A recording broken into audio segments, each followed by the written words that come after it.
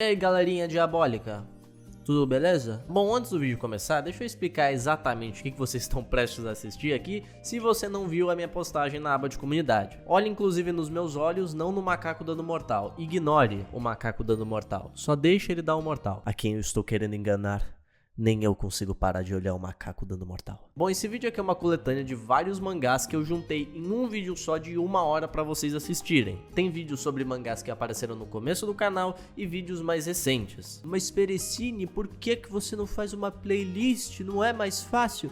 Não. Tem algumas vantagens em assistir esse vídeo aqui. Primeiro que eu selecionei as minhas preferências, os mangás que mais me divertem e os que eu sei que vocês vão gostar também. Segundo que eu editei os vídeos, então eu cortei as apresentações e eu falando sobre os membros no final de cada vídeo. Tá rapidinho, você só vai ali papum, história pra história. E diferente de uma playlist, aqui você não vai ficar vendo uma caralhada de propaganda. Vai ter um número de propagandas normal que eu coloco em todo o vídeo, que é 3, mais distribuídos em 1 hora de vídeo, mas se bobear, elas estão tudo no começo e aí depois do começo já acabou, tá ligado? Então é muito mais fácil, você só quer ficar ouvindo a minha voz ali, enquanto, sei lá, você lava a louça, joga uma partida de LoL. Então, fi, certinho aí, 1 horinha pra você. E o outro motivo é que eu ainda estou de mudança. Como vocês podem ver, tá fazendo um pouco de eco aqui, então tô tendo que acertar umas coisas da mudança, é uma dor de cabeça, eu tô exausto, não consigo fazer os vídeos na hora, então eu tenho que ficar de madrugada editando. Filhão, é um inferno, mas até as coisas se ajeitar, eu decidi fazer esse vídeo aqui. Eu perguntei pra vocês também se vocês queriam, porque, né, não quero passar como preguiçoso.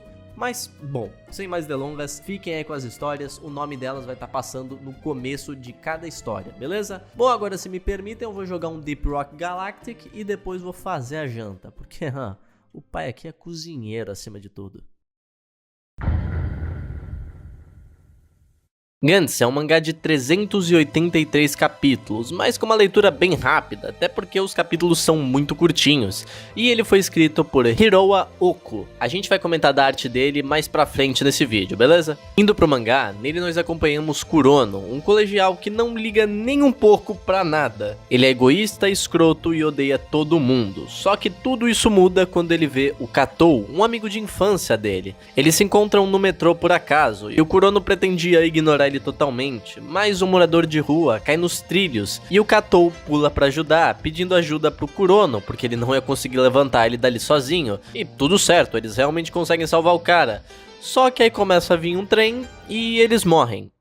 Por pouco tempo, já que eles são ressuscitados em um quarto com outras pessoas, e no meio desse quarto tinha uma bola preta chamada Gantz. Ela existe com o único propósito de dar armas extremamente fortes, um traje especial e mandar eles para lugares aleatórios para enfrentar aliens. Toda vez que eles são convocados, eles enfrentam uma ameaça diferente, o que deixa bem episódico esse início da obra, só que de uma maneira boa. Os aliens podem assumir diferentes formas e ter os mais variados poderes. Então, tem vezes que eles estão enfrentando estátuas budistas e outras vezes o folclore japonês inteiro tá destruindo Tóquio, tá ligado? O objetivo deles estarem matando esses aliens é para juntar pontos, e com esses pontos eles vão poder ter a liberdade que eles querem, ou não, tudo depende das escolhas que eles vão fazer quando atingirem essa pontuação. Mas além desse plot, que já é interessante por si só, Gantz faz um bom trabalho no uso dos personagens, de uma maneira meio diferenciada que eu gostaria de chamar de foda-se todo mundo. No universo da obra, os humanos, ou qualquer forma de vida, é muito escrota. Eles acreditam facilmente em qualquer coisa, zoam uns aos outros em um nível extremo e se precisar até matam por nada. Isso é meio que uma caricatura exagerada de nós mesmos. Só que tipo, não existe esse contraste de pelo menos os personagens principais são heróis então, né? Não. Eles definitivamente não são. A estrondosa maioria das pessoas que vai pra lá são tão podres quanto qualquer outra. O Kurono mesmo, o protagonista, é um exemplo disso. E o Katou, que é o oposto e ocupa meio que essa parte de ser um herói, acaba sendo visto como fraco por alguns personagens, porque ele não quer matar ninguém, nem os aliens que estão tentando matar ele. Só que além de tudo isso, ao invés do mangá explorar bem esses personagens e usar o máximo deles, ele só descarta a maioria. Tipo, morreu, acabou, tá ligado? Mas talvez tenha um jeito de trazer... Não, a maioria não volta. Isso é muito maneiro, cara. Às vezes tem arcos que ficam em volta de um personagem inteiro, pra no final ele só sumir depois, e é isso. Olha, tem que ter muito culhão pra fazer isso. E essa ideia dá uma baita sacudida na história, porque você sempre tá vendo rostos diferentes, e você começa a julgar aqueles personagens. Ah, esse aí vai morrer logo com certeza. E muitas das vezes, você erra. O mangaka é muito bom em enganar a gente com o design dos personagens e as mudanças bruscas que eles têm de personalidade no calor da batalha, o que, além de fazer sentido, agrega mais pra obra. Ao decorrer da obra, a trama episódica começa a parar e só matar aliens está longe de seu foco. Organizações secretas tiradas do rego aparecem, poderes psíquicos são introduzidos, tem um panda que sabe-se lá Deus o fim que ele teve, provavelmente o mangaka deve ter esquecido de colocar ele depois. Falando assim, até parece que é uma bagunça, né? Mas é porque é mesmo. Só que de algum jeito, tudo isso importa de alguma maneira. E sempre tem um começo, meio e fim. Tirando o panda, ele eu não faço ideia do que aconteceu mesmo. A organização secreta tem suas motivações, backstory, relação com os personagens e um arco de redenção, que leva ela a acabar de modo que faça sentido, não só pro contexto deles, mas pro contexto da obra. Eles vêm, fazem o papel e bum, nunca mais aparecem. E isso tudo é feito pra dar espaço pra uma ameaça 15 vezes maior. Mano, eu nunca li um mangá assim, eu não tô nem de meme. Geralmente os mangakas tendem a ficar presos muito aos seus personagens principais, e se algum for morrer, vai ser um só em um momento muito importante, e não metade deles de vez. Mas é claro que só isso não faz a obra ser boa, né? A arte também é fenomenal. Assim, ela tem os seus momentos, mas eu falo deles depois. A arte tem muitos momentos de gore muito bem desenhados, e ver os humanos normais reagindo a situações extremas até me deixou meio desconfortável em vários momentos. Eu real tive que dar uma pausinha pra continuar depois. A evolução da arte pra quem tá lendo o mangá é inegável, qualquer um consegue notar. Tipo, olha aí, esses dois personagens são a mesma pessoa, e nem parece mais. Os cenários também são muito bem desenhados e o jeito com que as lutas acontecem também é fenomenal, cara. Mas em resumo, Gantz não é uma história só sobre lutas e aliens, ela é uma história de amadurecimento. O Kurono, o protagonista, amadurece e ele passa pelo inferno, mas melhora aos olhos de todo mundo. Tudo isso por viver aquelas experiências bizarras. Ele não é desprezível agora, na real que todo mundo ama ele, inclusive eu. Ele é um baita exemplo de um protagonista que quebra as expectativas inúmeras vezes, mas sempre volta atrás pra pensar no coletivo e não no individual, que nem a maioria dos outros seres humanos dessa obra. Bom, mas deu de elogio, vamos falar dos defeitos agora, né? Essa parte aqui vai ter alguns spoilers, nada pesado, beleza, mas vai ter um ou outro. Então se você quiser, pula pra essa parte aqui só pra você saber as considerações finais. Certo, eu não tô falando que esses defeitos estragam a obra, mas isso é pra mim. Só que eu acho válido avisar algumas coisas se você estiver pensando em pegar um mangá de 383 capítulos e pensar que tu perdeu tempo no meio porque odiou alguma coisa ou outra. Ok. Gantz é violento, mas eu não tô falando de gore, isso daí é o de menos. Aqui tu vai encontrar racismo, bullying dos bizarros, abuso, suicídio. Isso é só metade das coisas ruins, tem parada muito pior lá. Essas temáticas, como já se não bastassem ser mórbidas por si só, são muito bem exploradas até. Os personagens que vão aparecendo não só morreram e boom, estão ali. Sempre tem um background macabro, na maioria dos casos. O que pode acabar incomodando muita gente e eu não julgo. Também tem uma parada que, véi... Isso daí é bizarro, mano. Tem um blackface no meio do mangá, do nada. E olha, mano, foi desnecessário. Ele podia ter feito muitas outras coisas aqui sem ter sido um blackface. Eu vou ser sincero que eu só não dropei nessa parte porque eu realmente queria ver tudo da obra. Mas eu não julgo se alguém fizer isso. Outra coisa que eu não entendo, mas assim, é loucura mesmo, é porque em quase 80% do mangá tem uma gostosa no início de cada capítulo. Não, sério, elas não têm nem relação nenhuma com a obra, a maioria nem é personagem, elas só estão ali mesmo. Sinceramente, eu acho até um pouco engraçado, velho, mas tipo, não faz o menor sentido. Outra questão que eu tenho bastante com Gantz é a arte dela. Ela evolui bastante, fica muito bonita ao decorrer da obra, mas chega um ponto que os aliens param de ser desenhados, pelo menos a maioria deles, e começam a ser modelos 3D. Assim, não tem muito problema às vezes, só que tipo, às vezes eles aparecem assim. Parece que eu tô lendo uma cutscene de PS2. Eu imagino quão complicado seja fazer um mangá, mas tipo, é mó queda de qualidade, tá ligado? Isso é inegável. Só que, bom, é só isso que eu tenho pra reclamar de Gantz. Gantz é um mangá incrível, apesar dos pesares. Ele é sim problemático, mas o arco final dele é incrível. Todas as dúvidas que eu tinha foram respondidas à altura, de uma maneira perfeita, colocando aquele tipo de viagem de deus alien que eu adoro ver, pelo menos. E olha, não são todos mangás que fazem isso, a maioria deixa várias lacunas abertas, mas aqui a gente tem algo equivalente a um deus que esclarece tudo nos detalhes e faz o papel de horror cósmico muito bem. Também tem muita gente que se decepcionou ou achou fraco o final, mas vai por mim, ele não é. Ele só é morno. Só que tipo, não existe nenhum descanso, nenhuma pausa, nenhum momento de segurança desde que você começou a ler o primeiro capítulo. O final ser desse jeito é perfeito, os personagens têm que descansar agora, tá ligado? Sem contar toda a jornada que eles tiveram até agora, o final é merecido, eles lutaram pra tá ali e eles merecem agora. Pra fechar, Gantz é um mangá que vai te fazer olhar pra vida de outra maneira, a sua e a de qualquer outra coisa que respira. Ele tem uma lição muito bonita no final, apesar de tudo. E eu, sem dúvidas, recomendo a obra pra quem sabe o que esperar de ruim nela. Ela não é pra todo mundo, definitivamente, mas pra quem quer uma história incrível, leiam Gantz.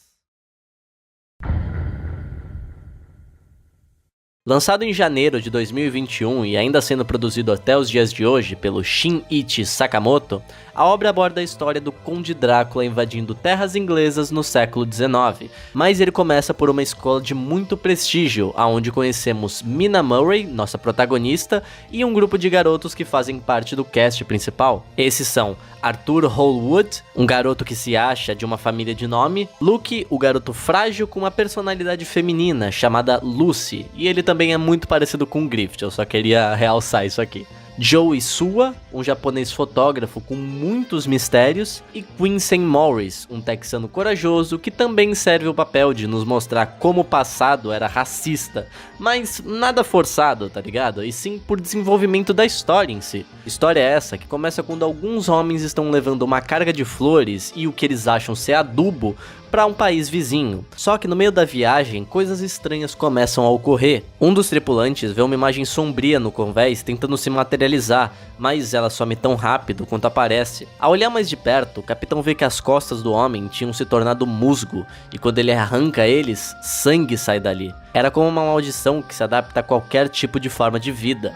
Outro marinheiro que tinha experimentado o suposto adubo para ver a qualidade, porque aparentemente ele sempre fazia isso, começa a ter plantas nascendo de dentro do seu corpo, e o desabrochar delas é visível pelos seus olhos. Mas o pesadelo só estava começando. O capitão junta toda a tripulação para investigar o carregamento, e na parede uma das caixas tinha estourado e uma planta estranha estava pendurada ali. Ela parece ter crescido através da energia dos corpos daqueles dois homens. Notando marcas estranhas que estavam nas caixas, o capitão pede para que eles juntem elas de uma certa maneira, e quando eles fazem, o formato de um corpo humano é revelado. Com eles já sacando que aquilo se tratava de algum demônio ou entidade, tanto os homens infectados quanto as plantas começam a matar todos eles, pulando e mordendo seus pescoços ou até mesmo se embrenhando no meio da pele e arrancando ela. Só que quando era a vez do capitão morrer, ele tira uma cruz do seu colar e toda a maldade dali era repelida. Uma coisa bem clichê até, mas o jeito que foi desenhado...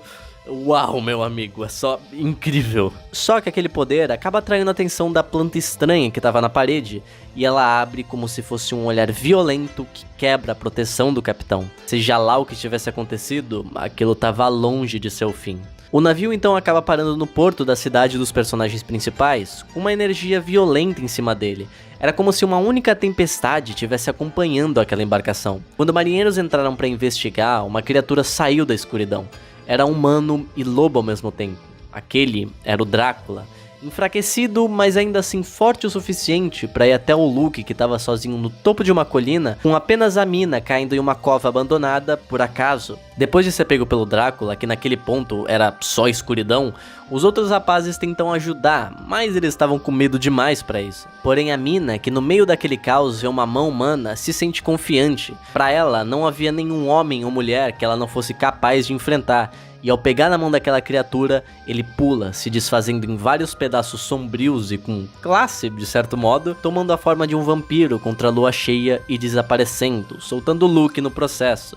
Só que já era tarde, o Luke já havia sido mordido e ele começa a se mover de um jeito bem estranho naquela mesma noite. Ele se direciona pro quarto da Mina, que era sua melhor amiga, só que diferente das outras vezes, ele não sai entrando, dessa vez ele pede pra entrar. E só com a permissão da Mina, ele vai. O mangá não fala porquê, mas se vocês curtem vampiros, vocês já devem ter entendido. Os originais não podem entrar na casa ou quarto dos outros, em alguns casos, sem terem permissão para isso. Colocar isso aqui foi um baita toque sutil do mangaka, inclusive. Quando ele entra, a Mina por acaso menstrua, e com um único pingo de sangue, ele já parte pro pescoço dela.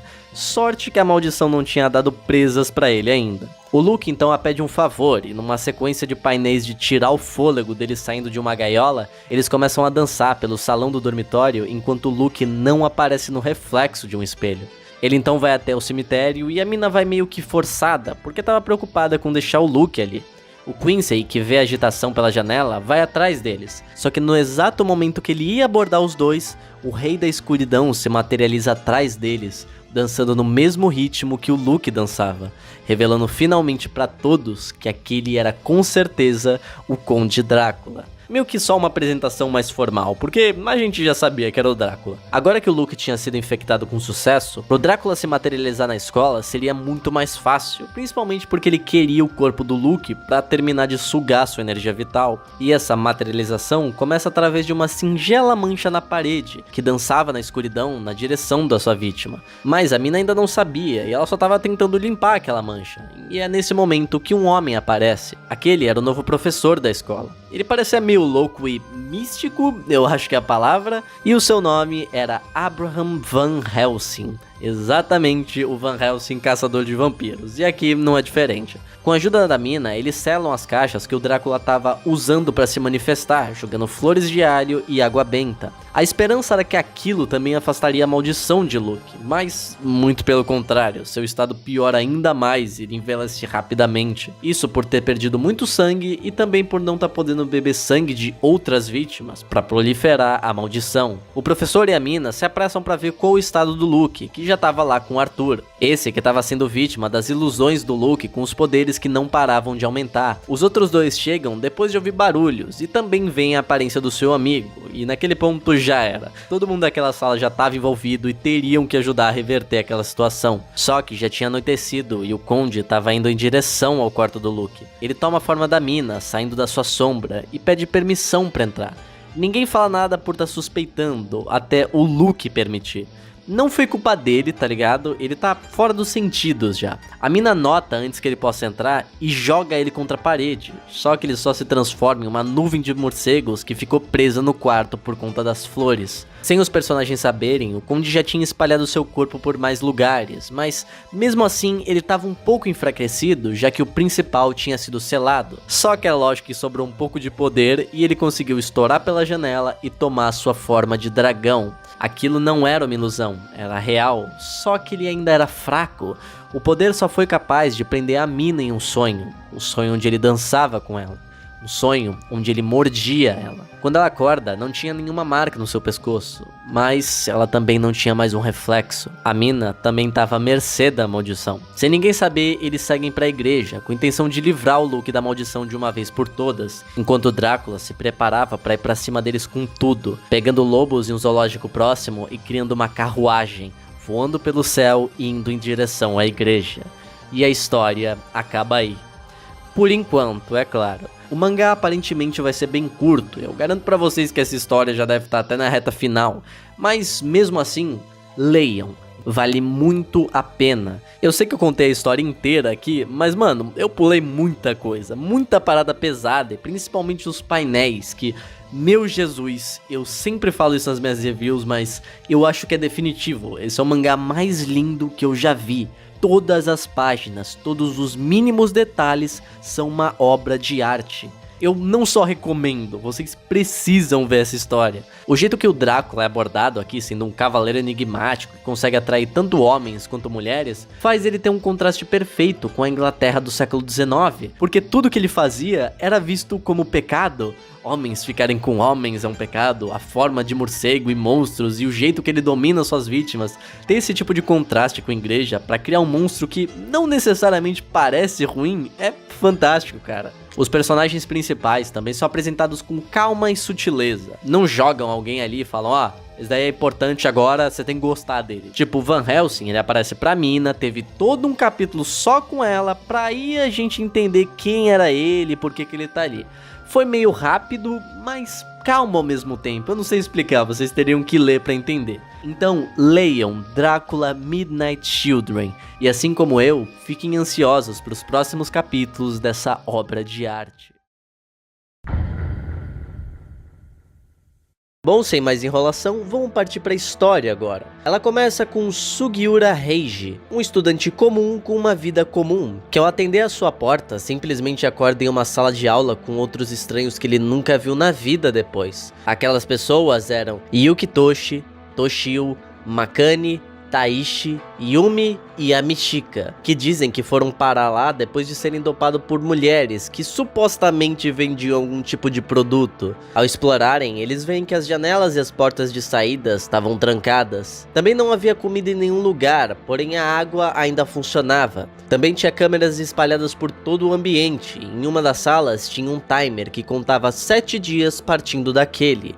E o pior de tudo, uma sala com uma panela elétrica e um cutelo amarrado em uma corrente. Se não é óbvio, esses 7 estavam presos ali e eles tinham o suficiente para sobreviver esses 7 dias. Que era a água e a potencial comida que um ia virar pro outro. Tudo isso enquanto eles eram assistidos por algum psicótico que botou eles naquele jogo. Mais pra frente é revelado que tudo aquilo poderia ser um ritual chamado Kodoko, onde usavam insetos venenosos prendendo eles em um vaso para que eles se matassem e o inseto sobrevivente seria usado pro ritual. Quanto mais o inseto matasse e comesse, mais forte era a maldição que ele ia trazer. Ninguém sabia se aquilo era o plano de quem estava planejando o cativeiro. A única coisa que a gente sabe é que eles já tinham começado a se degradar.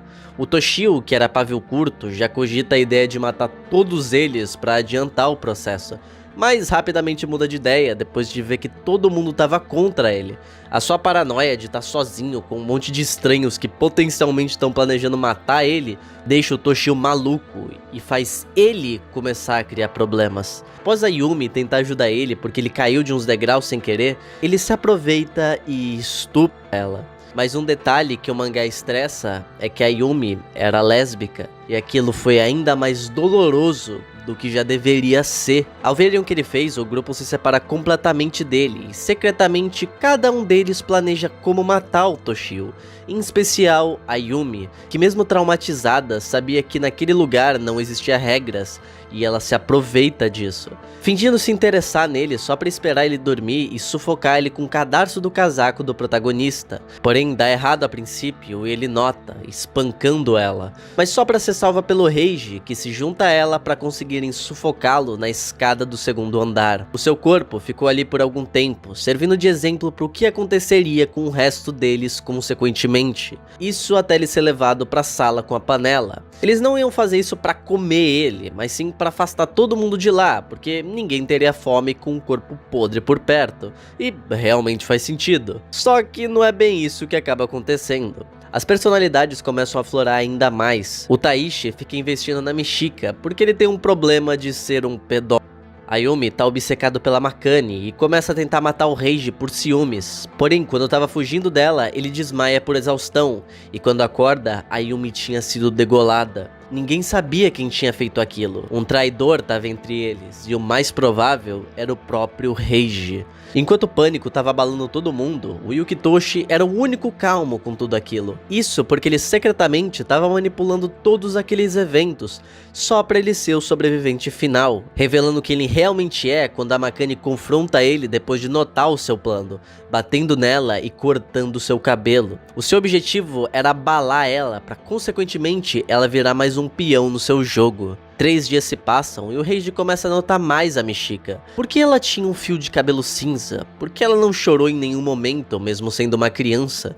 Por que ela não reclama de fome? Tantas perguntas passavam pela sua mente, mas o foco agora era no Taishi, que já estava literalmente se mordendo de fome, e vai pro quarto onde os 2 corpos estavam. Lá ele pega um deles e corta um pedaço enorme da coxa, só pra cozinhar na panela e devorar tudo sozinho. Depois dessa cena detalhadamente absolutamente horrível, nós vemos o Taishi coberto de sangue, satisfeito depois do seu banquete. Enquanto isso, vemos o Yukitoshi causando pânico total no protagonista, revelando as verdadeiras intenções da Makami. Ela tinha usado o Reiji para tomar nutrientes do seu corpo, se é que deu para entender. Ela fez isso tanto para aguentar um pouco mais o ambiente, quanto para enganar ele, fazendo ele pensar que ela é sua aliada. Mas após o Yukitoshi aparecer com ela, o Reiji quebra, tentando sufocar ele com o mesmo ódio que todos os outros personagens tinham passado.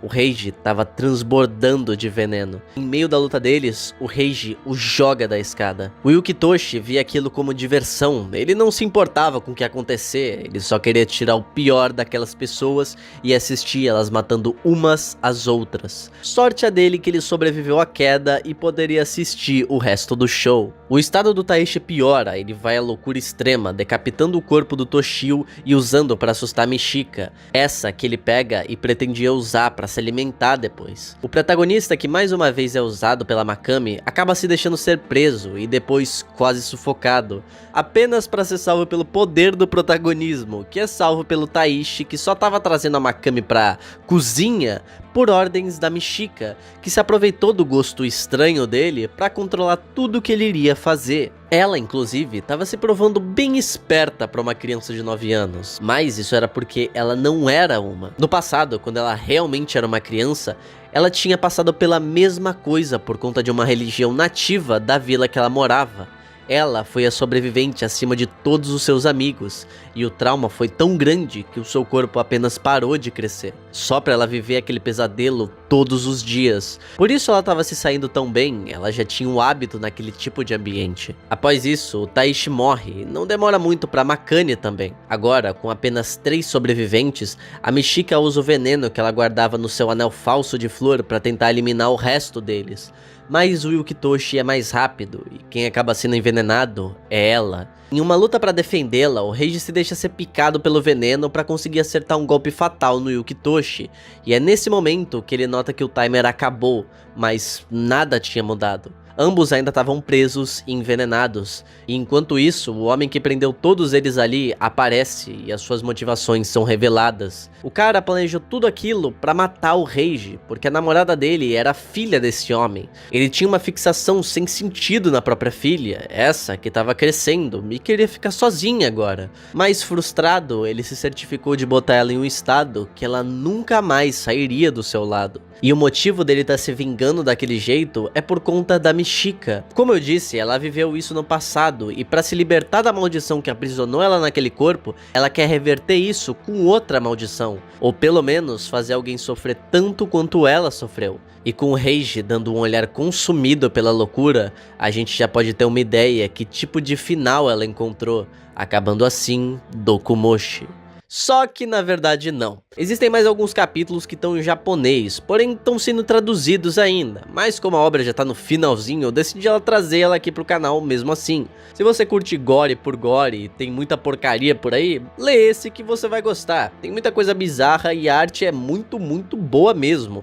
A leitura é bem rápida e a história não tem quase furo nenhum. Os personagens são muito bem usados e explorados, todos com as suas histórias muito bem contadas, sem contar que uma parada legal que o manga faz é te fazer ficar com ódio de todos eles em algum momento. Já as reviravoltas não são tão impressionantes, porque você já meio que fica esperando elas acontecerem, mas deu pra ver que tinha algum empenho do mangaka em criar essa obra. Então, apesar de tudo, eu recomendo, só que tomem cuidado com esse mangá, é sério, até pros meus parâmetros, esse mangá é bem bizarro mesmo.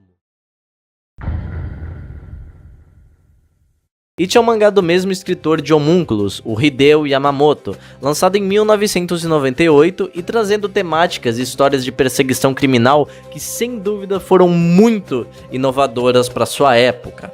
Aqui não temos um protagonista certo, por mais que o nome It esteja escrito no mangá, ele não é o protagonista. Nós acompanhamos a mesma história em 3 perspectivas diferentes. A do It, ou Hajime Shiroshi, o seu nome verdadeiro, um jovem que não se sabe muito, mas ele atualmente trabalha como assassino profissional atendendo especificamente às ordens do Jiji, que eu vou falar dele mais tarde.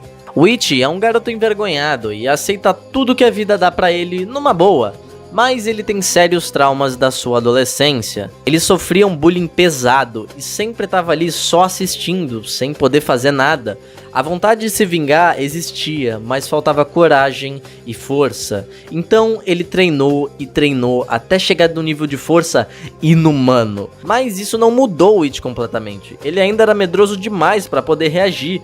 E é por isso que ele só conseguia responder os seus alvos quando ele lembrava de algum trauma da sua adolescência, chorando por lembrar daqueles momentos traumáticos, mas também soltando todo o seu ódio e vingança em qualquer um que esteja por perto. Didi é um homem misterioso para os personagens da obra, e inclusive para nós mesmos. Ele sempre está controlando tudo naquele mundo, mais exatamente naquele prédio, onde está infestado de grupos da Yakuza, inclusive o do Kakihara, que é o alvo dele. É tanto seu alvo que ele mata o pai do Kakihara, que até então era líder do grupo dele, porque ele sabia que se fizesse aquilo ia causar discórdia e confundiria a mente do Kakihara. O Didi aproveita a oportunidade para vender uma informação falsa para ele, fazendo com que ele pegue um cara aleatório de outro grupo da Yakuza e torture ele, mas não o suficiente para matar ele, e sim para dar muito ódio a esse outro membro.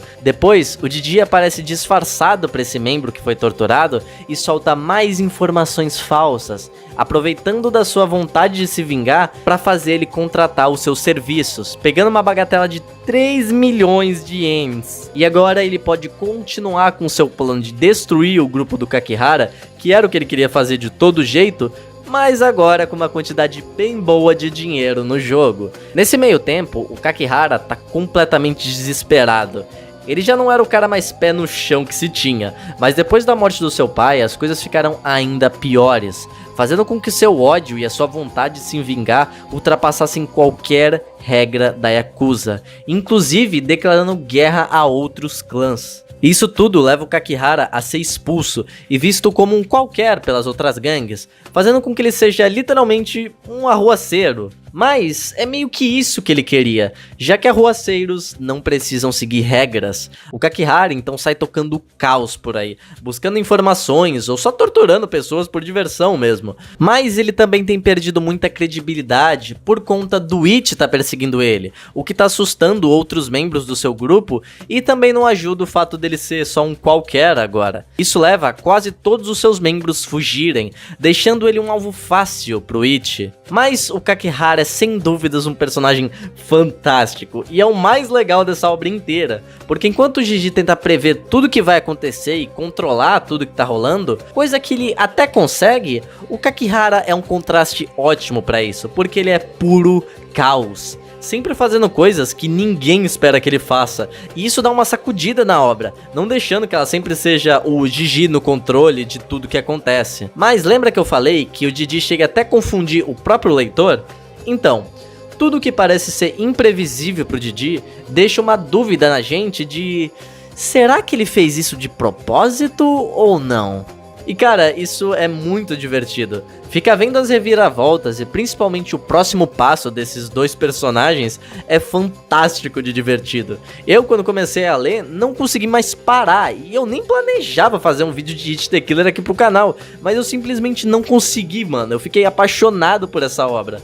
Os planos do Didi sendo executados e a antecipação que o manga cria pra gente ver o It entrando em ação e as cenas onde a gente descobre o quão louco o Kakihara é, fazem essa obra valer muito a pena. Por mais que eu tô falando a história inteira aqui pra vocês, vai por mim, mano, eu tô pulando muita coisa e muita parada vocês precisam ver pra conseguir entender, porque é mais impactante no mangá em si do que só eu aqui falando. Então vai por mim, esse vídeo não substitui o mangá sem sombra de dúvidas. E uma coisa que eu tenho que falar aqui, como sempre, é a arte, que meu Deus do céu, velho. Esse mangá foi feito antes do Homúnculos, mas sinceramente eu prefiro muito mais a arte desse mangá do que a do Homúnculos. Assim, nenhuma delas é ruim, beleza? Mas a arte em It é diferente. O jeito que os personagens são desenhados, dando característica muito marcante pra eles, faz com que ninguém seja parecido na obra. Além que eles têm muita personalidade, exatamente por terem rostos bem humanos pro mangá. Tirando o Kakihara, obviamente. O mangaka também adora trabalhar com essas retículas, dando esses tons de cinza muito interessantes que acentuam a importância dos seus personagens ou quão assustadores eles têm que ser. Sem contar os painéis com prédios e cidades, que, meu Deus, mano, esse mangaka é muito bom em fazer eles. Cara, desenhar isso daí que você tá vendo é muito difícil, vai por mim. E nós temos inúmeros quadros onde paisagens como essa aparecem e elas nem são o foco da cena, elas só estão ali pra acentuar o quão a sério ele tava levando esse mangá. Carinho é a palavra pra definir o trabalho do Hideo Yamamoto. It the Killer é um mangá com uma história muito fluida, tipo, parece água esse mangá.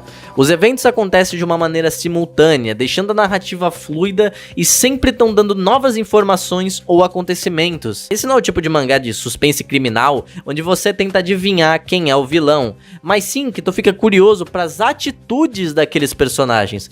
Todos eles são muito instáveis e estão sempre mudando, e é isso que atiça tua curiosidade, porque tu não sabe o que vai acontecer no próximo capítulo, e tu não tem a mínima ideia, porque é só imprevisível demais, tá ligado? E eu tenho que dar esse crédito de novo pro Kakihara, que, meu Deus, fazia tempo que eu não li um mangá com um personagem tão louco e tão pé no chão quanto ele. A mera ideia de um yakuza sadomasoquista é algo que a gente só vê em It. Inclusive, eu pensava que ele era o protagonista quando eu pesquisei sobre esse mangá pela primeira vez, porque se tu escrever It the Killer no Google, a primeira coisa que aparece é ele, tá ligado? Então o Kakihara leva esse mangá nas costas, mas os outros também são muito importantes. A única coisa que eu não gostei muito é o final, eu vou ter que falar aqui. Ele deixa muita coisa em aberto e pra nossa interpretação dos eventos, mas sinceramente, com uma obra sendo tão linear e juntinha quanto essa, eu tava esperando ver mais coisas no final, e não só ficar imaginando o que aconteceu. Não é de todo ruim, é claro, ele revela algumas coisas bem boas, que talvez tu não tenha entendido durante a leitura, mas ainda assim acabou abrindo uma janela pra mais perguntas, que no final nunca vão ser respondidas. Tipo, eles falam que o It foi descartado, mas não mostra nada dele nesse capítulo. E isso daí parece que é pra ser uma ponte pra um novo It the Killer que nunca aconteceu. O que é realmente uma pena, porque potencial tinha. E eu tenho que te dar um aviso se tu tá planejando ler esse mangá. Cuidado se você for sensível. E não, eu não tô brincando ou nem exagerando. Aqui as coisas são muito pesadas mesmo.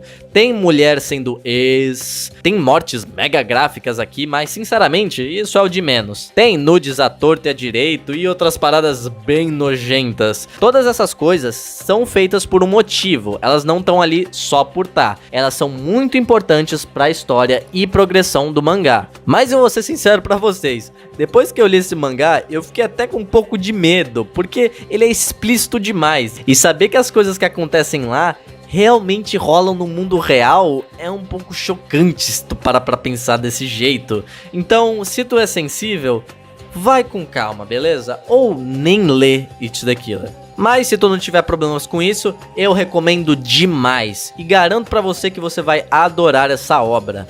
Os personagens são geniais, a história é muito bem feita e a arte é fantástica. Eu inclusive amo esse meu jeito frescurento de reclamar de tudo que eu leio, porque quando eu recomendo algum bagulho aqui pra vocês, é porque é bom, pode ler sem medo.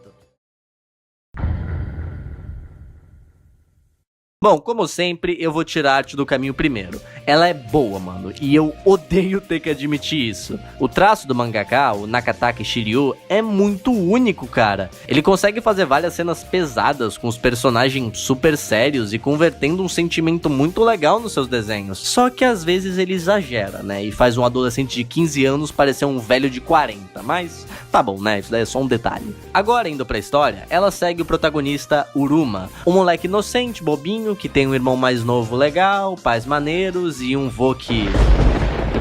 Meu Deus, a gente não vai falar dele ainda. O Uruma sofre bullying para 5 garotos psicóticos: o Kuga, o Shiro, Madoka, Sen e a outra encarnação do demônio do controle, o Shigoku. Sério, na moral, esse moleque é parente direto da Makima, porque o que ele controla os outros não tá escrito. Até a cara deles são parecidas, olha isso. Aqui ele tenta matar o Uruma pelo motivo sólido de simplesmente porque ele quer. E ele tem 12 anos, vale lembrar. Só que assim, ele não quer fazer isso diretamente, ele quer deixar a vida do moleque tão insuportável que ele mesmo não queira mais viver. Então já vem a sacada genial número 1. Ele, de algum jeito que não explica como, descobre que os pais deles iam viajar de carro e leva um amigo dele pro topo de uma colina. Aí ele joga ele de um fucking penhasco na frente do carro dos pais do Uruma, eles desviam, caem e morrem no processo. Mas e o moleque que foi tacado do penhasco, você pode se perguntar? Não, ele tá bem, não aconteceu praticamente nada com ele. Nessa treta toda, o irmão do Uruma é o único que sobrevive, só que o Shingoku vai lá e resolve isso pessoalmente. Mais pra frente, mostra que seu irmão ainda tá vivo, mas os seus pais não, e que ele provavelmente ficaria em um estado vegetativo pro resto da vida. Sem um lugar pra ir, o Uruma vai pra casa do vô dele. Tá bom, já chega, né? Deu disso daí. Só que algo tinha mudado dentro dele. Ele tá tão transtornado que fala que vai fazer de tudo pra matar os 5. E o vô dele... Ok, sem trovão agora. O vô... Ah, tá que pariu. Ele se revela ser um ex-soldado de uma divisão especial que eram profissionais em mandar qualquer pessoa de base. E ele então decide treinar o Uruma para que ele obtenha a sua vingança. Um time skip de 4 anos rola e mostra que o Uruma tá mais velho, só que ainda tá sofrendo bullying para 2 dos 5 moleques, o Sen e o Kuga. Só que é claro que ele tava disfarçando, porque a Azuma, uma mina que ele acaba fazendo amizade, que, meu Deus, consegue ser mais inútil que o Ali Jr., acaba sem querer sendo pega por um estupro. Ele então acontece de estar por perto, vai lá, salva ela e dá um stealth kill nele. Missão concluída. Corta agora pra cena do avô dele falando que ele tem que ver se eles continuam ruim antes dele se vingar, porque vai que eles se arrependeram, né? O mangá inclusive pinta essa cena como o maior dilema do Uruma, o que é algo legal, né? Dá uma atenção a mais pras cenas. Mas não. Ele só se importa com isso no primeiro mesmo, aí depois eles nem mencionam mais isso. Convenientemente, depois disso, o Sen começa a querer dar uns rolê com o Zuma, e ele só aceita porque ele quer se aproximar para obter a sua vingança. Só que ele começa a ver que o moleque realmente mudou, ele tava gentil e realmente arrependido do passado. Ele também estranha umas atitudes do Sen meio... Pô, mano... tá gay. Só que é lógico que ele tava mentindo, né? Na primeira oportunidade ele captura o Uruma e a Azuma, ela eu não sei porque tá aqui até agora, eu de verdade não entendi, e mostra que o moleque é completamente maluco, falando que ama ele, por isso que tá fazendo aquilo, ele chega até a dar tiro com arma de prego, mas com o poder do protagonismo, ele quebra suas próprias juntas e captura o moleque. Aí entra essas cenas que são o ponto forte do mangá, na minha opinião, porque ele mata os 5 de um jeito que relaciona com o bullying que ele sofria de cada um, e isso é uma parada muito da hora, tá ligado? Aqui ele vai, descasca a pele dele até ficar só os nervos e dá tirinhos com arma de pressão até ele não suportar mais de dor. Até essa parte, eu realmente estava gostando do mangá, porque ele tem uns pontos bem interessantes. Mas aí eles cometeram o grave erro, o pior erro. O erro de colocar um detetive cavalo. Sabe por que cavalo? Porque ele é cego pra tudo em volta, menos pro que o protagonista faz. Gangue perigosa? Estuprar em série? Nah, isso daí é detalhe. Vamos ver o Uruma cagando pra ver se ele não tá tramando algum assassinato. O próximo da listinha é o Shiro, um moleque que foi parar na Yakuza e tá rodando um puteiro. Ele é tão psico que quando uma mina pede pra sair, ele morde e queima a língua dela. Sem contar o que ele faz com a namorada dele, mas não vamos nem comentar aqui. Depois da morte do primeiro, os outros 4 já estavam espertos no Uruma, que obviamente estava procurando o jeito de chegar no Shiro. A sorte dele é que a Azuma acaba sendo enganada e vai trampar de dama da noite pro cara. Aí ele vê um anúncio dela na OLX e compra o produto, mas é claro que ele tava querendo salvar ela, né? Só que o Shiro é esperto e ele se adiantou e botou uma câmera no quarto onde eles estavam conversando. Exatamente, o moleque que foi treinado por um soldado de elite não reparou nessa câmera nada disfarçado em uma bolsa no topo de uma estante. Faz sentido. Ele então chama o pior humano, um realmente monstro, o Gano, que é o cara que mulheres. Véi, eu já vou adiantar aqui pra vocês. Todos, literalmente todos os vilões fazem isso. Eu acho que o autor não sabe que se você usar isso pra todos os personagens, o peso e o choque desaparece. todo mundo aqui é louco. O Uruma tá cercado por animais, literalmente. Mas é sério, chegou uma hora que eu tava esperando ele falar que o próximo inimigo viu todas as temporadas de Peppa Pig, não ironicamente, porque isso ia acabar me chocando mais. Porém, beleza, o Gano vai lá, aparece todo monstruoso fortão, leva um sacode e vai de base. O Uruma então se dirige diretamente pro barraco do Shiro e lá ele taca fogo em tudo e desmaia o moleque. Aí vem a pior tortura do mangá inteiro, sem exagero. Ele pega tipo uma pera de metal que abre e mete no rego do Shiro. Aí ele vai girando e abre até rasgar, filhão. Mas piora, porque a mina dele, que tava sendo mandida em cativeiro, vem pra se vingar também. E ela mete uma versão menor exatamente aonde você está pensando. E ela gira aquela desgraça até rasgar. Maluco, essa deu agonia, viu? Aí ele e o vô dele vão lá, cremam os restos e bora que o moleque tá num killing spree aqui. O próximo da lista é o loucão que tá morrendo de medo do Uruma, o Madoka. Uma parada que eu curti é que eles dão uma pausa na ação e tem um arco todo dele na escola, conhecendo uma mina legal, ensaiando pra uma peça, com humor realmente divertido, tá ligado? Tanto que essa loirinha aí que foi super aprofundada é estupenda pelo Madoka Mágica, e eu realmente fiquei mal porque eu gostava dela, o mangá deu tempo pra fazer isso, mas depois esquece, porque eles fazem isso mais umas 10 vezes e perde o sentido de novo. O Madoka aqui é o mais paia de todos, tudo que ele faz dá errado e ele é um cabaço de ponta a ponta. O Uruma pega ele sem problema nenhum e ele acaba numa daquelas mesas que puxa membro, tá ligado? Só que quando ele tava prestes a morrer, ele grita pelo Shingoku e ele aparece pra salvar ele. Mentira, porque ele aparece lá só pra terminar de matar ele e o moleque fica possuído de raiva. Só que aí outro plot twist, porque eu menti pra vocês e esse daí era o vô do Uruma. Momentos antes, o Madoka tinha sido drogado e ele tava alucinando. Então, com a fantasia do vô dele, ele pensa que aquele era realmente o Shingoku, tá ligado? Uma sacada bem boa até. O detetive lá, que tava cada vez mais perto de descobrir a verdade, tem uma oportunidade de ouro, que é quando o Kuga, o próximo alvo, manda os moleques tacar fogo na casa do Uruma, e ele sem opção vai pra casa da detetive assistente. Assim eles estariam vendo todos os seus passos, ou era o que eles pensavam, porque ele tá tão motivado que até de se vestir de mulher tá valendo, filhão. O Kuga é um judoca imenso, só que orgulhoso demais também. Sendo assim, ele simplesmente aceita o desafio do Uruma e vai pra uma cabana abandonada.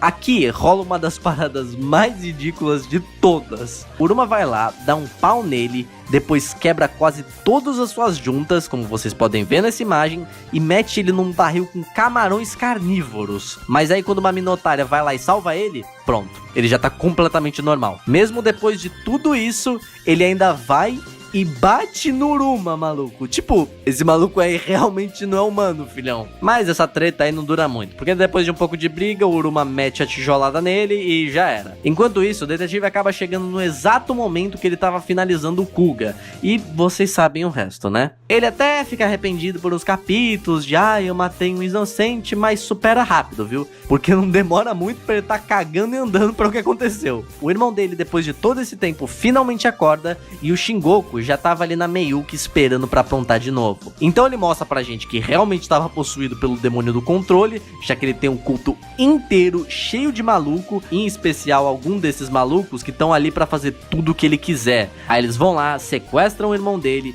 prendem o Uruma e fazem ele assistir ele serrando uma perna dele. Mas quando tudo parecia perdido, o fucking velho aparece e dá um pau em geral. Essa cena foi muito da hora, papo reto, porque esse cara aí tem o melhor design do mangá inteiro. O velho não aparece do nada, ele tava preso em uma sala ao lado, só que ele serra o próprio pé pra conseguir sair. Ele é sangue frio aqui. Mas infelizmente ele se sacrifica para salvar o irmão do Uruma, esse que infelizmente também morre logo depois. Possuído por um ódio desgraçado, ele parte pra cima do Shingoku, só que ele não consegue matar ele, filhão, já que a polícia aparece bem na hora. A polícia, porque vocês lembram da detetive assistente? Então, ela vai na cabana que o outro detetive morreu pra investigar, e por muito acaso ela chuta uma parede que afunda, e por muito mais acaso tinha um gravador contando tudo o que aconteceu. Não, relaxa, nem forçou a barra aqui. O Uruma vai preso e depois de 5 anos ele aparece trabalhando como assassino de aluguel. Fim. O quê? Você achou que ele ia se vingar? Não, lógico que não, ele não consegue, foda-se. Mano, na moral, eu geralmente sei onde eu tô me metendo nos primeiros capítulos, só que esse daqui foi especial, quanto mais eu lia, mais eu começava a odiar o mangá. Era melhor eu ter parado no início. Eu nunca vi um mangá colocar tanto estudo pensando que isso é algo legal e chocante. Cara, tem muitas coisas piores que podem ser feitas pra mostrar quão ruim é um personagem, mas não. O autor só sabe isso, aparentemente. O mangá é coerente e divertido até certo ponto, só que aí ele começa a forçar a barra com umas casualidades muito fodidas, só pra progredir com a história. Isso porque, obviamente, o autor não sabia como resolver muito dos problemas que ele mesmo impunha. É realmente uma pena, porque tinha tudo pra ser um mangá muito bom. A arte é linda, a motivação do protagonista é simples, mas é muito legal, e a progressão até certo ponto também. Só que apesar de tudo isso, eu ainda recomendo, né? São 91 capítulos, é longuinho, mas eu ia estar mentindo se eu falasse que tirando todas essas coisas que eu comentei, o mangá continuasse ruim. Por que não? Ele até que é decente, vai. Como eu já tinha dito, cada capítulo tem uma história diferente. São compilados da vida de pessoas normais, vivendo no Japão normal, que passam por alguma experiência sem explicação, e a gente só tá ali assistindo isso. É um mangá que te faz questionar se vale a pena ser curioso. Por exemplo, nesse capítulo um garoto vê alguma coisa se mexendo no prédio da frente do dele, e ele decide dar uma olhada melhor, mas ele se arrepende rapidamente, porque depois aquela coisa começou a vir no seu prédio também. Agora me responde uma pergunta, o que difere esse garoto de você? Talvez você seja cético e não acredite em fantasmas e daria uma olhada melhor porque você não tem nada a perder mesmo. Ou talvez você só fosse curioso e daria uma olhada pra ver o que tem ali. Masaki Nakayama consegue criar personagens humanos o suficiente pra gente se sentir na pele deles enquanto lemos a obra. Porque para pra pensar, nas nossas situações ordinárias do dia a dia, nada impede que tu e teus parceiros estejam bolando aula e vocês olham pra janela do seu professor enquanto ele grita com vocês em plena luz do dia, e aí você vê uma coisa que te faz repensar se você quer voltar pra escola. Fuanotane é um J-horror, ou seja, horror em japonês, já que todas as coisas acontecem no Japão. E eu acho que é muito massa o mangá ser desse jeito, que por mais que ele seja restrito ao Japão, a variedade imensa de personalidades e acontecimentos que tem durante o mangá fazem praticamente ser impossível você ler ele inteiro e não ter uma história que nunca mais vai sair da sua mente. Bom, isso aconteceu comigo e a minha história é essa daí. Um cara que comprou um livro e ele sempre cai na última página. Então ele pega o livro pra guardar e passa pela cozinha normalmente, pra logo em seguida ver isso daí. E aí ele se questiona, o que eu faço? Cara, eu tenho arrepios toda vez que eu vejo essa página. Eu sinceramente não sei explicar o porquê disso, mas esse capítulo não sai da minha cabeça nunca. E não é só comigo, a minha namorada também tem um capítulo assim. Um parceiro meu que leu também tem um capítulo assim. É como se cada pessoa que lesse a obra tivesse um capítulo específico que estivesse lá te esperando. Eu acredito que uma das coisas que contribuem muito pra obra conseguir ser assustadora assim é os personagens. Como eu tinha dito, eles são personagens mais humanos possíveis. Vamos comparar aqui com os personagens do Junji Ito, que é outro cara que faz mangás de horror. As obras dele, o pessoal tá vendo as coisas ficando bizarras, mas eles continuam lá. São meio burros até certo ponto. E isso acontece porque as obras do Junji Ito têm uma aproximação diferente. Elas querem te mostrar figuras nojentas e deixar você desconfortável de outra maneira. Eu mesmo, cara, nunca consegui terminar de ler Gil até hoje, porque eu tenho um nojo daquele mangá, tipo, de verdade. Já o Masaki Nakayama foca nas relações de humanos com essas situações assustadoras, de como uma pessoa tá na sua casa só indo colocar um livro na estante e do nada bate de frente com uma coisa assim, e naturalmente congela de medo. Isso contribui muito para a imersão do mangá, porque fica muito mais fácil se colocar na pele de uma pessoa assim, do que um protagonista burro que tá obviamente andando pra morte iminente, né? Além de tudo isso, a gente tem que olhar pros monstros de Fuanotane, porque eles são bem não convencionais, viu? Eu amo o terror japonês, porque ele não repete essa fórmula chata que os filmes ou obras literárias de terror que a gente tem por aqui fazem sempre, que é tipo, que é sempre freira do mal, mulher possuída, palhaço assassino, fantasma vingativo, e nossa, cara, isso é tão manjado, velho. Sempre colocando músicas de suspense, dando os famosos ear rape pra intensificar ainda mais o susto, porque o bicho por si só é engraçado às vezes. Mas meio que eu resumi os filmes aí, esses filmes são só isso, não são filmes de terror, são filmes de sustos. Colocando em comparativo com as criaturas de Fuanotane, cara, Sabe-se lá o que elas são. Entidades pertencentes a uma cultura completamente oposta à nossa. Ou seja, elas podem estar em qualquer lugar que a gente nunca vai saber diferir por não conhecer esse tipo de cultura. E a representação delas na obra é melhor ainda. Geralmente criaturas com rosto branco e boca e olhos verticais, às vezes com detalhes de mais ou de menos nos seus rostos, e isso quando a gente consegue ver elas. Uma coisa que o mangá brinca muito são com olhos e buracos. E cara, se você tem tripofobia, você vai ter uma experiência bem pior, viu? Já esteja avisado. Mas quando eu falo sobre olhos, é que o jeito que o Masaki Nakayama coloca eles na obra é muito desconfortável, cara.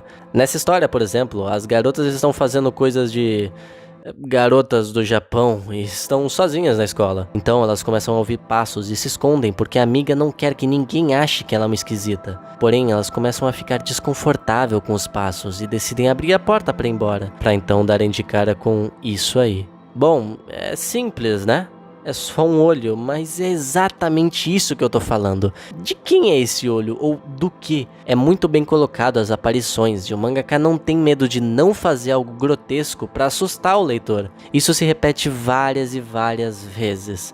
Mas beleza, se um olho é bobo pra você, que tal aquele tipo de coisa que nem dá tempo de entender o que é? E nesse capítulo, onde duas irmãs estão indo pra algum lugar, quando uma delas pergunta, ele tá ali? E a irmã responde que sim. Ambas não sabem se é um tarado ou um fantasma, só que aí ele começa a fechar essa tesoura esquisita aí até a orelha da menina ser cortada completamente. A gente nem viu o que era, mas a gente nem precisa, sinceramente. Porque no mundo real, o que você faria de diferente? Nada. Você é um humano, você sente medo como qualquer outra pessoa. E eu duvido que você chegaria perto pra conferir o que estava acontecendo.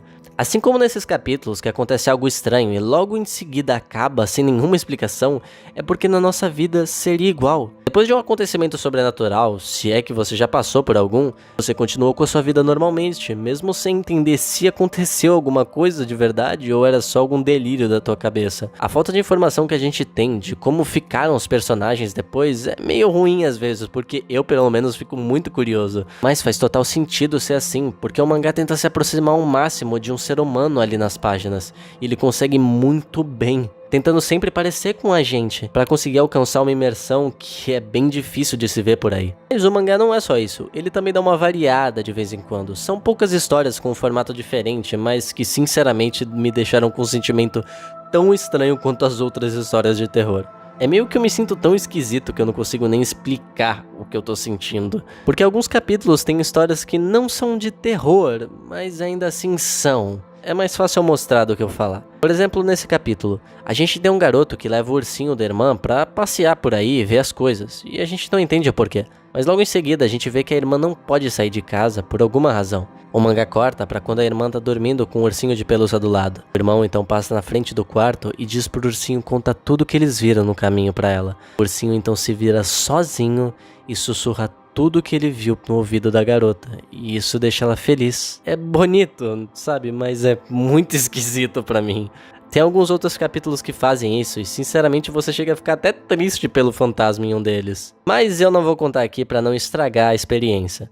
Em resumo, Fua no Tane é uma experiência muito louca. Um mangá de histórias humanas pra humanos, sem viagens de terror cósmico ou violência extrema por aqui. Um mangá simples e muito bem executado, com seus erros, claro. Como o rosto dos fantasmas não tem muita variedade, tira um pouco da graça às vezes. E algumas histórias são tão localizadas pro público japonês que eu sinceramente nunca entendi.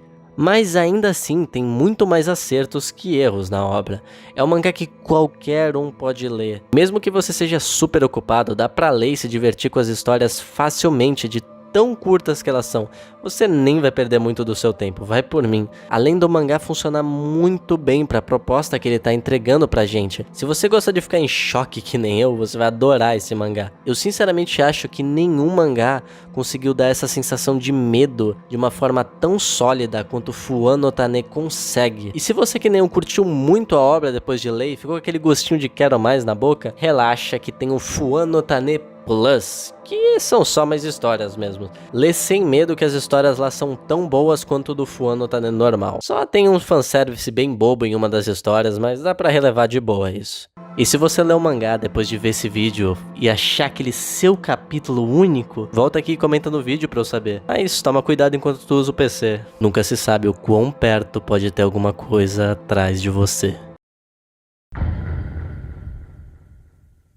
Mas então, a nossa história começa com o Hiroki, o protagonista que estava dirigindo o caminhão da companhia que ele trabalhava para uma cidade, e no caminho ele parece muito nervoso. Ao chegar lá, ele repetidas vezes diz que não deveria estar ali, que aquele era um péssimo lugar, e ao virar a esquina, ele vê um terreno vazio onde costumava ter uma casa que traumatizou muito ele. O mangá então nos leva para 8 anos no passado, onde tem ele e o seu amigo, o Takashi. Ambos sofriam bullying na escola, até o dia que um cara chamado Miyamoto aparece e defende eles. Não demora muito até eles se aproximarem desse Miyamoto e virarem membros do seu grupo de delinquentes. Ambos, Takashi e Hiroki, estavam se sentindo mais confiantes depois de estar fazendo parte desse grupo, chegando até mesmo cometer bullying com outras pessoas. Mas o grupo do Miyamoto ia mais longe do que eles. Eles roubavam e eram extremamente violentos, coisa que os dois não aprovavam, mas tinham medo de cortar laços com ele e morrer depois. Só que tudo piora na noite que o Miyamoto chama apenas o Hiroki e diz que eles iriam sequestrar alguém. Contra sua vontade, ele vai e eles realmente conseguem pegar uma vítima, uma garota de 17 anos chamada Sachiko. Ao levarem ela para um prédio abandonado, ela consegue fugir e se esconder, mas isso até o Hiroki achar ela. A Sachiko implora para que ele diga que ele não estava ali. Ele realmente não queria causar nenhum mal para aquela garota. Ele queria fingir que ele não viu, mas o medo dele falou mais alto e ele entregou ela para evitar problemas. Daí pra frente, a vida dessa garota se tornou um verdadeiro inferno. Eles levaram ela para um hotel e o Miyamoto estuprou pela primeira vez. O Hiroki, desconfortável, volta pra casa com aquela culpa de ter feito aquilo que estava consumindo ele por inteiro. O Miyamoto, notando algo de diferente no Hiroki, espanca ele para ele lembrar que se algo de errado acontecer, ele também vai sofrer as consequências. O grupo do Miyamoto então leva a Sachiko pro quarto de um dos seus membros e prendem ela lá. Os pais daquele garoto tinham medo do próprio filho, então nem tentavam entrar no seu quarto. E é assim que o Miyamoto e todos os outros dois moleques também estupram ela. Eles chegam até a tentar forçar o Hiroki a fazer o mesmo, mas ele não consegue. Se nega ao máximo e obviamente apanha por isso. Enquanto isso, a família da garota dá nota do seu sumiço, principalmente a sua irmã gêmea, a Miki, que não conseguia aceitar o fato da sua irmã ter sumido. O Hiroki então aparece na escola todo machucado e tem tratado mal até o seu melhor amigo. Ele queria que ele também estivesse lá na noite que tudo aquilo aconteceu, para que ele sofresse o mesmo que ele. E é assim que ele diz que conhece uma garota fácil e ele poderia apresentá-la. Assim, ele leva o seu amigo para casa onde a Sachiko tava. Só que antes que ele pudesse fazer qualquer coisa, o Miyamoto decide sair de carro exibindo ela por aí. Isso até para num amigo de infância dele, o Furaya, que apesar de também ser um delinquente, não gosta nada daquela ideia. Mas a princípio também não faz nada para pará-lo. Só que no meio desse mar de pesadelos, por um único momento ela conseguiu ficar sozinha e teve a chance de fugir. Ela tinha medo, mas tenta mesmo assim, só que ela acaba dando de cara com o grupo do Miyamoto, e ela é punida ainda mais. Outros 3 moleques que estavam com o Furaya na hora aparecem lá e sem a permissão dele, mais 3 estupram ela. Isso enquanto ela apanha e tem sua perna ateada em fogo com gasolina. Sua irmã, que não podia fazer muita coisa enquanto os policiais investigavam o caso, decide ir na rua espalhar panfletos com esperança de alguém saber o paradeiro dela. E por acaso, ela era da mesma escola que o Hiroki, e ao ver ele, ela sabia que tinha algo de errado. Ele ficava nervoso demais ao ver os panfletos, então ela decide ficar de olho nele pra ter certeza se ele sabia de alguma coisa. O mangá então mostra o Furaya dando um pau naqueles 3 moleques que foram ver a Sachiko, e ele agora pretende ajudar, porque até pra um delinquente aquilo tava indo longe demais. Só que o tempo foi se passando, 9 dias pra ser exato, e o corpo dela, que não tava sendo alimentado e continuava sendo maltratado, tava ficando cada vez pior.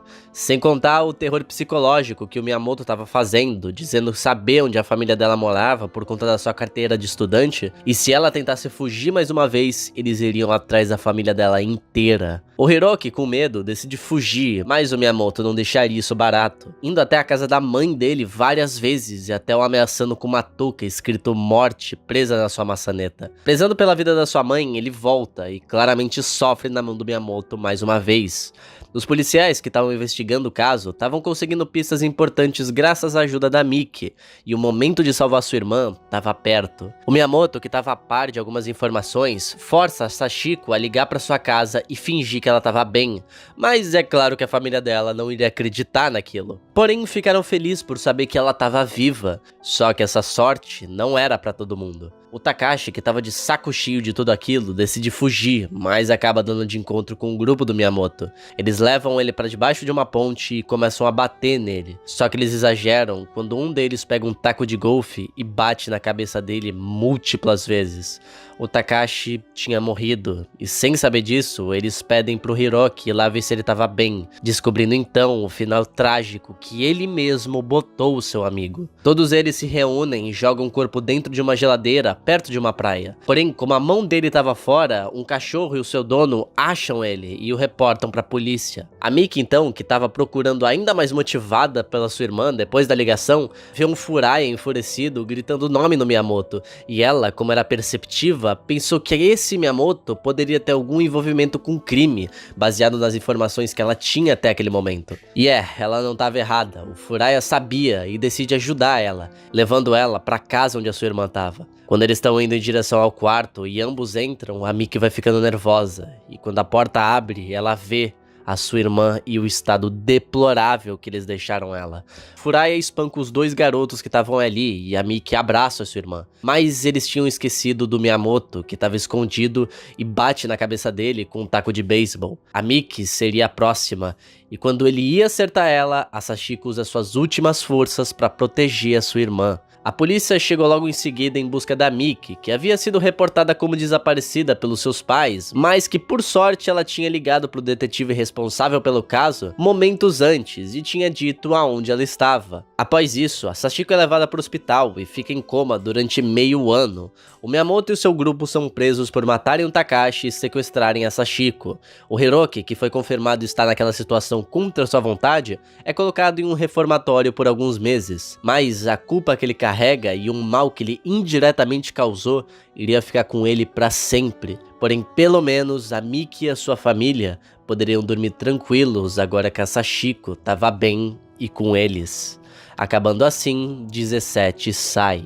Esse mangá é facilmente um dos meus favoritos no quesito casos criminais, já que como a história foi baseada em um fato, fazer uma trama em volta disso fica mais fácil. Sem contar que a pegada de terror do mangá é aumentada 100 vezes mais por saber que isso tudo realmente aconteceu. É claro que teve mudanças, isso fica bem claro com personagens como Hiroki ou Furaya, mas eles não estragam a obra. O artista responsável, o Yoji Kamata, também fez um trabalho incrível mostrando cenas com os personagens com medo ou até dos seus corpos sem vida, porque ele não coloca um monte de machucados, tripas saindo pra fora pra falar, olha, ele está morto, que horrível.